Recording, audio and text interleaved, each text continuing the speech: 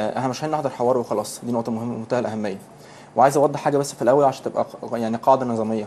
انا مش هلوم اللي ما حضر رفض يحضر حوار النهارده، عشان بس نكون متفقين، عشان احنا مش في مجال مزايدات. اللي انا اقول انا حضرت واللي ما حضرش اقول ده عنده مشكله في الوطنيه وفي الوضع لا، احنا عندنا اشكاليه، احنا رايحين الحوار واحنا مضطرين. رايحين الحوار واحنا عندنا مراره من تجربه قبل كده، ومن تصريحات خاصه بجماعه الاخوان المسلمين عن طريق دكتور جزلان، طلع قال فيها الحوار وبيمشي ازاي وعدم الالتزام باللي يتم بيه كشكل شكلي. لكن انا مش رايح احضر حوار دعاه رئيس الجمهوريه.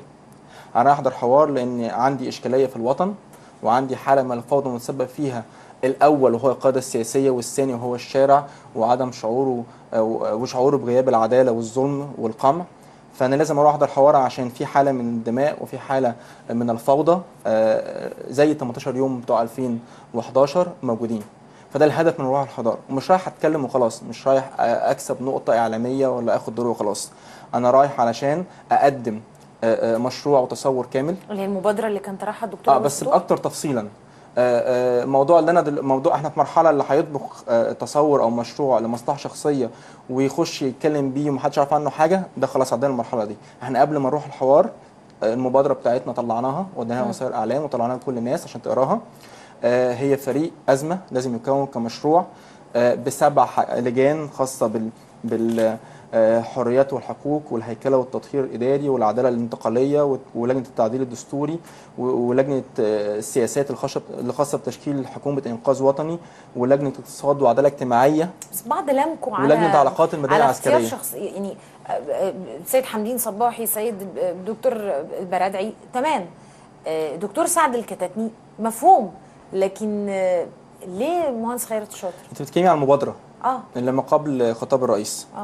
طب مش دي المفروض ان بتقول ان لا، هو بعد خطاب الرئيس في زيادات عليها واتناقشت يعني برضه بعد النهارده؟ خطاب الرئيس الموضوع اختلف. بعد خطاب الرئيس وتعليقاتنا عليه الموضوع اختلف. وجود باشمهندس خيرت الشاطر ده اللي انت عايز تسالي عليه بالظبط فيما يخص المبادره اللي احنا طلعناها.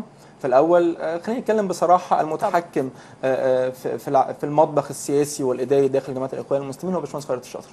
يعني لازم نتكلم بوضوح. يعني عايزين لو في اشكاليه بعد حاله الاستقطاب اللي حصلت في الدستور ما بين طرفي نزاع كانوا موجودين مؤيد ومعارض وفي اطراف ثانيه في الدوله، فانا خلاص احنا في مرحله مش هينفع نخبي ومش هينفع نتكلم، انا لازم بوضوح اطراف تقعد عشان نوصل للحد الادنى من التوافق، نعدي مرحله الدماء اللي على الارض.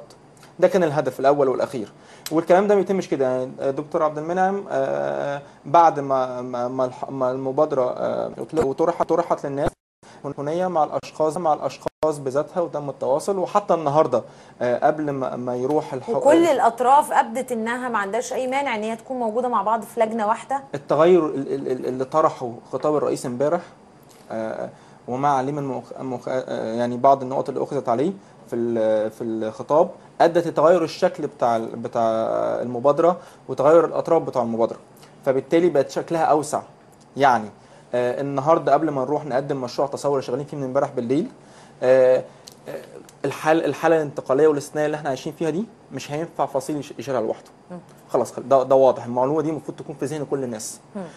ليه؟ لان خلاص حاله الفوضى من العمليه الاداريه للقياده السياسيه في الدوله، ومن حاله ان في فئه من الثوار كفرت بالمسار السياسي والثوري لغياب العداله والحاله القمعيه الجديده اللي فيها الداخليه زي زمان، ادت ان لازم الناس تقعد، ولازم اللي يدير المرحله على الاقل لغايه ما مجلس الشعب يبقى موجود ويبقى في حكومه جديده. لازم يكون في حكومه انقاذ وطني تدير المرحله بملفات محدده بتشريعات وقوانين محدده تحقق عداله انتقاليه. طيب يبقى في حزمه من القرارات انا هلخص اللي انت قلته